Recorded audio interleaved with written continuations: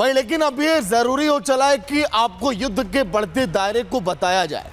आपको ये पता होना चाहिए कि आखिर खाड़ी और अरब सागर से आती तस्वीरों को देखकर आप ये मान चुके हैं कि जंग का मैदान भारत की सीमा से बहुत दूर है। लेकिन अब ऐसा नहीं है। बिल्कुल सही सुन रहे हैं आप, क्योंकि अब ये आहट धमाके की अब बदल चुकी है और कन्याकुमारी से महज केवल 200 नॉटिकल माइल की रेंज में ये अब दस्तक अब दे चुकी है। हो जाइए तैयार कि आखिर कैसे है मिडिल ईस्ट में युद्ध के बीच तनाव का माहौल। देखिए आप।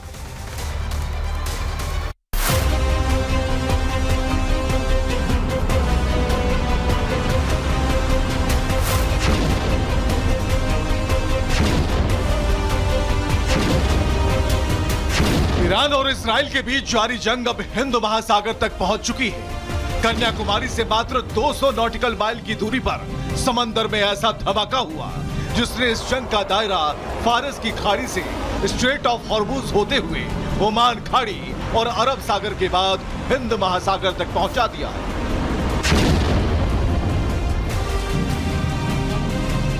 भारतीय समुद्री सीमा से बाहर एक ईरानी युद्धपोत पे ऐसा धमाका हुआ जिसके बाद ईरानी जहाज 100 फीट से ज्यादा समुद्री जल की उछाल के साथ जल समाधि ले लिया।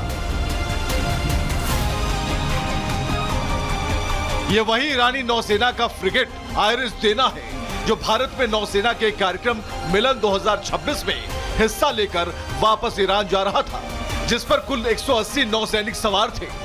जब तक कुछ समझ पाते उससे पहले ही जोरदार धमाके के साथ सब खत्म हो गया।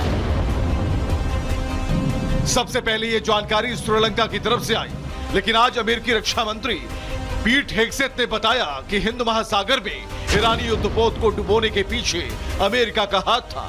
हेग्सेथ ने कहा कि आज अमेरिकी पनडुब्बी ने एक ईरानी जहाज को टॉर्पीडो से निशाना बनाकर डुबो दिया। An American submarine. Instead, it was sunk by a torpedo. Quiet death.